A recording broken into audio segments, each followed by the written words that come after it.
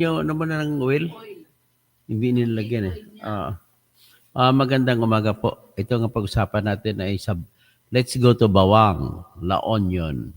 Mga kabsat ko, ano yung bang bigat sa La Union? Ito ngayon, kailangan na matagal na kayong api ng mga Ortega dyan. Wala man ginagawa yung mga apo ni Markang Bungo dyan. Markang korupsyon ang iniiwan, ha? Mr. Paulo Duterte. Paulo Duterte. Paulo Ortega, DPIP. Pag sabihin mo may DPIP, yung the first magnanakaw, the second magnanakaw, the third magnanakaw, the fourth magnanakaw, DPIP pang-lima ka na magnanakaw. Paulo Ortega, payang-gans ka pa. Ang sagot ko dyan ay, so young yet so corrupt. Yan na po masasabi ko sa inyo dyan. Masyado kayong mayabang. Akala ko may pagmamayabang kayo. Yung pala, marumi naman ang iyong mukha. Maraming dungis ang iyong mukha, Mr. Paulo Ortega. Akalain mo ba mag-anunsyo pa? Mangyabang pa magsalita na wala raw diferensya yung mga project ng flood control project doon sa La Union. Sinabi pa niya yan, gano'n. At saka, sinasabi niya na wala raw doon, tanging DPWH lang doon namili ng kontraktor. DPWH? Kanino yung Silver Wolves? Kanino yung MD Samedan? Di ba mga kausap mo yan? Grabe si Paulo Ortega, sobra ka sinungaling din tao ka. Kinakaya-kaya nyo lang dyan mga taga-La Union. Kayo lang, Ortega lang kan. Mga isang siglo na kayo, 100 years na puro Ortega. Kahit sa panahon pa ng Espanyol, Ortega na. Ganitong katwiran nyo, wala doon siya.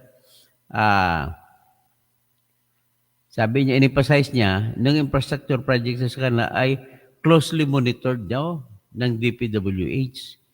Ngayon, paano to? Lumitaw na lahat. Tapos may transparency and accountability daw. Tapos, pero tinutulak niya lahat, ang pushback niya doon sa DPWH. Kumbaga, kung may diferensya man, DPWH sa lahat may kasalanan. Congressman ka dyan lahat ng mga proyekto sa distrito mo, hindi mangyari pag walang paalam sa'yo. Ano ka ba? Hindi ba, mga congressman na namimili ng kontraktor, huwag mo kami guyuin. Mr. Pablo Ortega, dinidestroy mo lang mga pamilya Ortega dyan. Sinisira mo ang pangalan ni Markang Bungo. Ay, nako. Kung makabangon lamang sa libingan si Markang Bungo, sasampaling ka, sisipain ka talaga. Mr. Paulo Ortega? Paulo? Ay, nako. So, kaya nga, ito, mga kabsat ko sa La Union, ito, pakita mo na natin itong findings po. Ipakita natin ang findings nagbisita ng isang araw dyan si DPWH Secretary Bin Dizon, kasama po si Baguio City Mayor Benji Magalong. Kasi pag pumunta ka ng Baguio City, dadaan ka muna ng La Union. Ito, pakinggan natin itong mga report na to.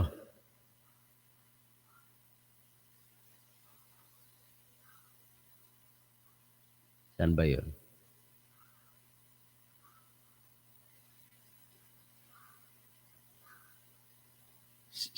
Diyan. Ito.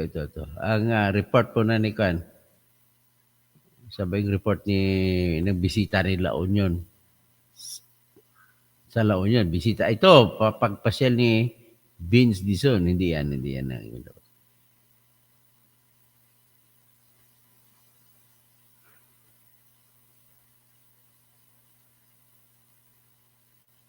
Ito.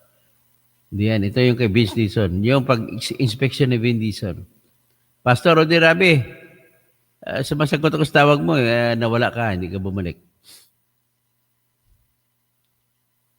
Ayan, pakinggan natin itong report. Sa interview ni DJ Chacha, yung magandang yan. Whipple, parang luha ng mga tubo niyan na pag umulan, yung lupa na kung saan siya ay nakapasok ay magkukolekta ng tubig. At ang sobrang tubig nun, doon yun lalabas ang tubig para mananatiling tuyo yung tubig. Lalabas, hindi mag-saturate ang tubig.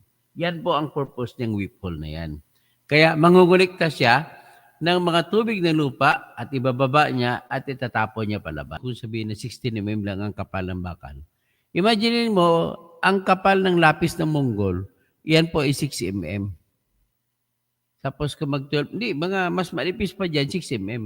Ngayon, kasing laki ng lapis, manlaki lang ng konti sa lapis ng Mongol, yung 12 mm. Kasi millimeter po yan, sinusukat eh. Ngayon, dalawang, yung balinis ng ng Armalite, dalawahin mo yung kapal, yan po yung mga 12 mm na bakal. Pag regional yan, nakikialam na ganyan dyan si Deputy Speaker Paulo Ortega de Pip. Pakinggan.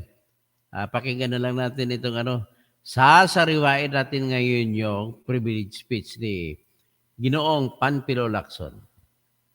Sasariwain natin. Yan po yung tungkol sa Bawan. Walang pundo ito nung matapos ang budget.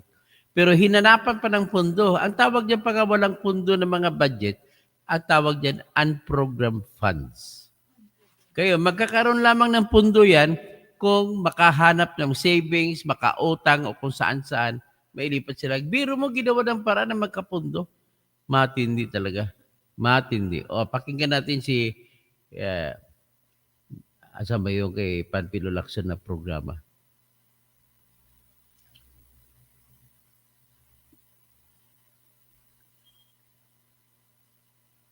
Ito ba yun? Ito yun. Arayat ng simula. Ganito pa rin ang kalagayan sa kandating arayat. Arayat ko po. Ayan. Mr. President, magtungo naman tayo sa Hilagang Luzon, partikular sa probinsya ng La Union, kung saan matatagpuan ang Bawang River Basin, na kung saan matindi ang congressional insertions. Sa tulong ng mga concerned groups and individuals, napansin namin ang bilang ng flood control projects na bagamat wala sa National Expenditure Program noong 2024, ay biglang tumubong parang kabote sa General Appropriations Act ng nakaraang taon. Halimbawa, ang construction of flood control structure along Bawang River Basin. 2 items lamang na may tig 50 million pesos ang nakalaan sa bahagi ng Nagilian. Okay, sa project niyan, 2 lang ang proyekto, dapat nag 50 million, dapat 100 million lang. Pero ginawa niya ni Paulo Ortega ng paraan. Samantalang, ang bayan ng Bawang ay wala pong proyekto sa National Expenditure Program. Abracadabra, sa naipasang 2024 General Appropriations Act. Yung 50 million, naging 967.4 million, isang halos ang bilyon. Nagkaroon ng 10 items na nahahati mula Package 1 hanggang Package 10. Alam mo yung Package 1 tsaka 10, pwedeng isang proyekto lang yan eh. Bakit hinati-hati pa? Para paghati-hatian ng mga kontraktor nyo? Na may tig 98 million pesos ang biglang umusbong para sa Nagilian. Sa kabuuan, ang 10 packages na ito ay umabot sa 967.4 million pesos. Halos 1 bilyong piso kumpara sa 2 tig 50 million lamang sa 2024 NEP. Sa Bawang naman, 7 packages ang lumitaw na may magkakaparehong halaga, 89 million pesos each. Oh, Sa yan kabuuan, ano yung Silver Wolves? Ano ba yung Wolves? Iba nangangain ng tao yan, Le? Silver Wolves? Yan pangalan ng kontrakto. Kasi ang taba-taba mo pa naman. Congressman, di ko alam kung anong kinakain mo, bakit sobrang taba mo? Siguro mas malakan ka, mas malaki ka pa kay Mike Tyson. ito ay nagkakahalaga ng 623 million pesos. Ano meron Mula sa Silver Wolves? zero budget sa NEP ng 2024. Pero tapos biglang Sa aming masinsing pagkalkal, ay natuklasan naming iisang kontraktor ang naawardan ng lahat ng packages na ito. Ang Silver Wolves Parang Wolves ito si Ortega. You're like a wolf, Silver Wolves. Construction Corporation. distinct pa rin, distinguished colleagues. Ito ang nabanggit kong pork barrel insertions kanina, Mr. President. Meron pang mas matinding congressional insertions. Ipapakita ko sa inyo. Baco at Nauhan, Oriental Yeah, Mindoro. wala na yan dyan. Kasi sa nauhan naman yun. Limitado lamang ang report ko ngayon sa Bawang. O ngayon Mr. Paulo Ortega, I'm giving an opportunity to rebut all these reports of mine. Para maging fair naman. Pero sa ngayon, pasensya ka na, yung conclusion ko sa iyo, you are a very corrupt congressman. Ganun naman po. So kaya nga, linisin mo muna yung kapaligiran mo bago ka man magtikan. Number 1 ka pa na yang guns kuno, titirahin mo yung confidential fund ni Sarah. So, matindi ka pang magbanggit, ang dami-daming mga pangalan kuno na imbento. Hindi mo ba alam, confidential fund ngayon, kaya tinatago ang pangalan. Gawa-gawa ka pa kayo ni Adjong.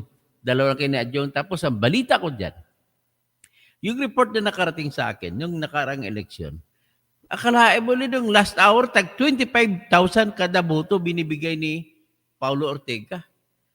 Ganon din yan kay Siya Adjong Alonto sa Lanao del Sur.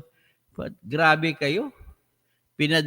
Sa eleksyon na makabawi ang mga botante, binigyan ng pera. Pero sa una, kaya kayo mga botante, huwag kayong bumunto kung mga 5,000 na bigay sa inyo, antayin yung last hour. O di kaya, tagapin nyo tapos magdeklara kayo. Wala, ibang ibuboto namin. Kapag narinig ng mga politiko, ganun iba ibuboto nyo, babalik ka kayo ng politiko, dagdagan. Diyan lang mababawi ang mga, kaya lang maawa naman kayo, sa konsensya naman kayo kasi pera ng buong bayan yan, hindi nyo pera yan. Pera yung galing sa kaban ng bayan natin para sa ating lahat yun. Dapat po, kung ako kasi ang presidente, ang una kong gagawin, kung pang proyekto lang naman na pang ekonomiyal anong magagawin ko? Yung lahat niyan ginamit sa flood control, hindi na ako magpa-flood control kasi pag baha, lilipas ang baha, mawala din ang tubig. Ganun na lang. Tapos yung ginastos mo sa baha, magpapatayo na lang ako ng kumpanya na government ang nagpapatakbo. Kumpanya na gumagawa ng manufacturing ng mga battery para gagamitin sa lahat-lahat. Bakit ko battery pinili? Kasi madali lang yan, ang technology na yan. Kayang-kaya natin gawin at i-promote natin mga Pilipino, mga may sasakyang Pilipino, yun na lang gamiting battery. Next, gagawa rin tayo ng battery dyan, pang malakihan yan. At gagawa tayo ng solar panels. Madali lang pong technology ng solar panels. At kung may solar panel tayo, ikabit mo sa battery, gagawa rin tayo ng inverter. Tapos dadaan sa inverter at bawat bahay ay may sariling kahit maliit lang, kahit sabihin natin tag 2,000 kilowatt hour lang. Huwag lang kayo magkarga ng mga aircon kung bahay kubo lang naman. Kaya na yung 1,000 kilowatt hour. Sa kada araw. Tapos tuwing araw lang kayo, para matulog na kayo sa gabi, wala nang araw. Pag ubos na yung battery, mga alas 9, alas 10, tulog na kayo. Pagtapos, pagising yung umaga, araw na naman. Saka naman kayo magkakakuryente. Ganun. Tapos, gagawa tayo ng factory. Magaling pa naman ang mga tao nating gumawa ng mga latero. Dami nating latero. Kagaya sa Boracay, na-admire kong Boracay. Kasi nung pumunta kami sa Boracay, lahat po ng tricycle doon ay di kuryente. Walang gasolina doon na tricycle. At dahil doon ay sariling gawa nila, local na gawa doon ng mga taga Boracay. Yun ang sarili. Kung kaya ng taga Boracay, kaya rin natin sa buong Pilipinas yan. Ganun ang gagawin natin kung ako, ang flood control projects ko, hindi doon ko ibubuhos. So hanggang dyan lang tayo ngayon. Magandang umaga po sa lahat. Kay Lita, yung mga ibang congressmen ay walang lakas ng loob na lumaban sa kanila. Gaya ng mga D na House Speaker ngayon, si Buji D. Mahigit 50 years na sila nakaupo. Ang nakabasag lang dyan si Grace Padakay. Kaya lang natanggal din. Tapos Andrea Gueco watching from Singapore. Lichen, good morning po. Attorney Toto Kausing. Like Dan po. Paki-like nyo, paki-subscribe para naman. At nag-celebrate po ako ngayon. Batiin nyo ako ngayon kasi naka 100 nalampasan ko ng 100,000 na subscribers. So parang silver pa Ang silver na yan? silver button na yan. No. Makakante ako, baka bigyan ako ng silver button ng ng YouTube. So, para naman mapatuloy ang ating adhikain sa pag-expose nitong mga balakura na politiko natin sa buong Pilipinas. Kaya kakanta, mula Apari hanggang Hulo, pati si Vic Soto, damay. Ha? Tirahin natin, mula Apari hanggang Hulo. Kaya bubulagain natin si Tito Soto. Eat bulaga. Oh, ano niya, sige la, Celso Arellano, tama ka, dapat na lahat ng mga aso ni Tambaluso sa imbestigahan. O, tama po yan. So, sino pa? Mag-umpisa ko sa taas, ha? Si Erwin Varela, congrats. Hindi dahil sa inyo, hindi ko makuha tong 100,000. Alam mo, nakalulungkot din ako. Alam mo, mahigit siguro 50,000 ang nag-unsubscribe sa akin. Kaya ang tagal kong umangat. Pero yung mga taong yun po, gusto nila parang lagi anti-Duterte ang aking bibira. Paano naman kung wala ng issue kundi anti-Duterte? Kung si Duterte naman ang inaapi, sa batas lang tayo nakatingin. Kung ang batas, kahit masamang tao pa kayo, kahit kay Ortega, kahit masamang tao siya, kung pag-usapin naman na dapat kampiyan siya ng batas, I will defend him to death. Ganun lang ho. Tapos Lily Ferdinand Sanuan, good morning po, ito na Engineer Toto. Tirador ng katotohanan. Muna Custodio, good morning po, Engineer Toto, watching from Dubai. Okay. No goodbye from Dubai. God bless. Pastor Rodi Rabi, tumawag ka kanila, nagsinagot ko, wala ka na. Si Mon Atencio, tama ka sir Toto, sabi. Ampong dato, na basic lang po sa buhay. Pag ang manok pumutok, sigurado itlog. Rodi Rabi, okay. Nolan Pineda, hello po sir, from Carolina. From USA, ha? Maraming salamat, Nolan. How good are you there right now? Jenaline Isaac. Kaya nga, grabe kung makasabi kay BP tungkol sa conflict niya. Siya pala ang may tinatago ng, nakakahiya ka, Paulo Ortega. Rodi Rabi, Astra, Bernard Magtibay. Sino pa? Si Edgar Nacion, Hilario Francisco Moleda. Walang mangyayari dyan, magiging kwento na lang yan.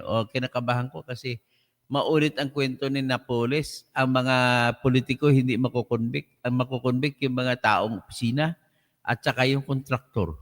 Yan, si Napoles na kontraktor. Ang mga ibang taong gobyerno na convict, yung mga taga-implementing agencies, kasama pinaka-prominente dyan si Dennis anong pangalan? Dennis Cunanan. So, Evangeline Garcia. Iba po ang mga congressman dyan sa 2nd District, 1st District po sa Ortega.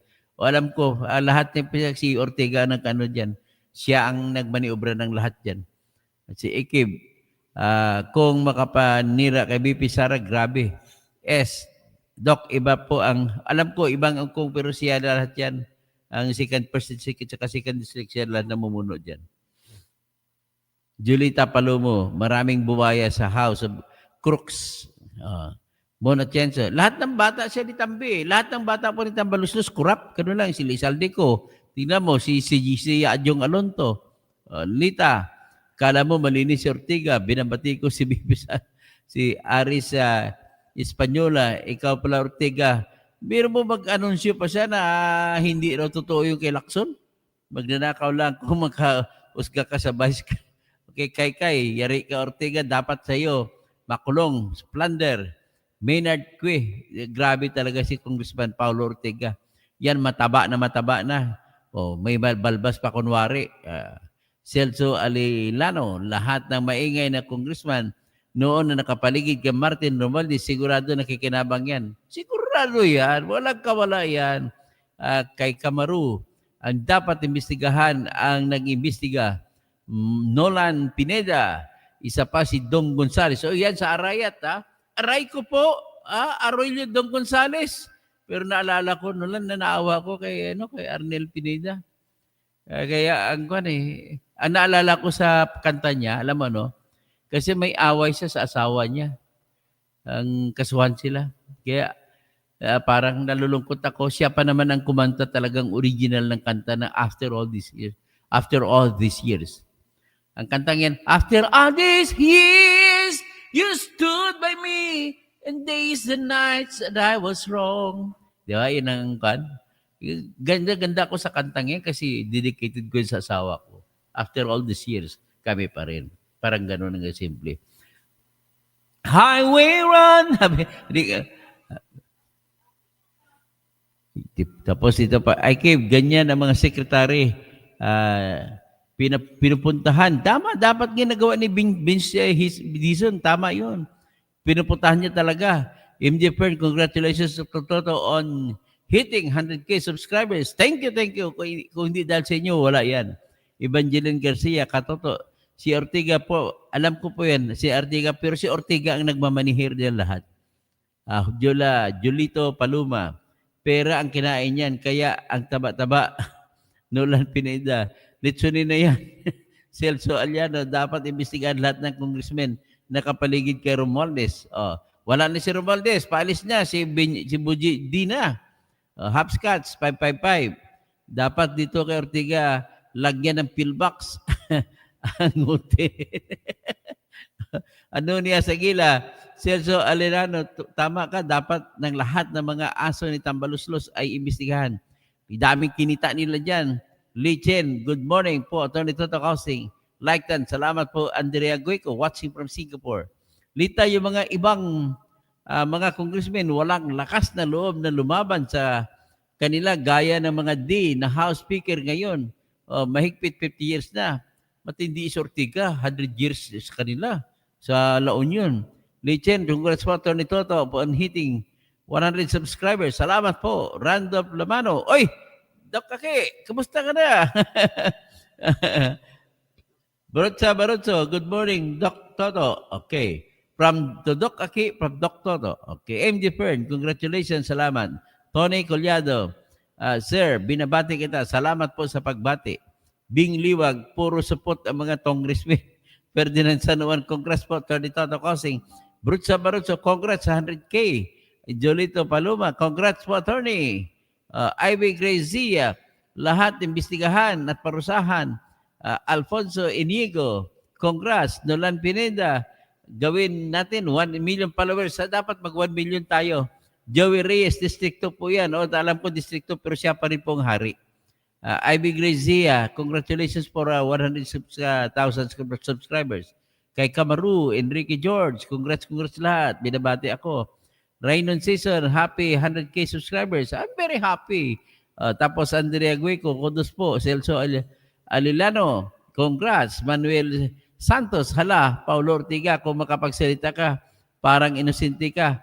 Philip Sigalia, good morning. Dr. Toto. Mary Jane Acero, nakakalungkot naman na nakalaking budget na nawala kung nasira pa. Patayo lang sana bahay na ng mga squatters. Yan ang ako presidente. Lahat ng flood control projects, patayo lang ng bahay. Bibili ng lupa para sa mga squatters. Kasiguran Almasco. Good morning and best date po. Bro Toto. Yahoo! Salamat po. Kasalamat Brad. Mercado Cathy. Jeneline Isaac. Kaya ako like muna bago noon para makatulong taas ng subscribers. Salamat po. Celso Aliliano, tuloy tama. Tuloy lang po ang laban.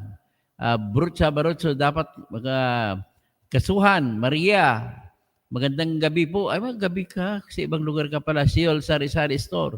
Lahat ng DPWH project sa La Union, puro kamag-anak ng congressman at mga kontraktor.